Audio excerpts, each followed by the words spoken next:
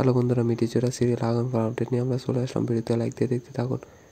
নীলু যখন ডাকাতের ক্রান্তিকের সাথে ট্রেনিংয়ে যায়, তখন নীলু একটাই করতে গিয়ে হাঁপাতে শেষ। তখন কান্তিককে বলে, আমি পারবো না, আমার দ্বারা হবে না।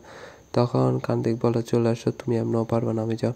অন্যদিকে দেখা যায় যে অনির্বাণ রায়কে বলে, তোমার জন্য প্রতি মুহূর্তে একজন সেবার জন্য লাগবে।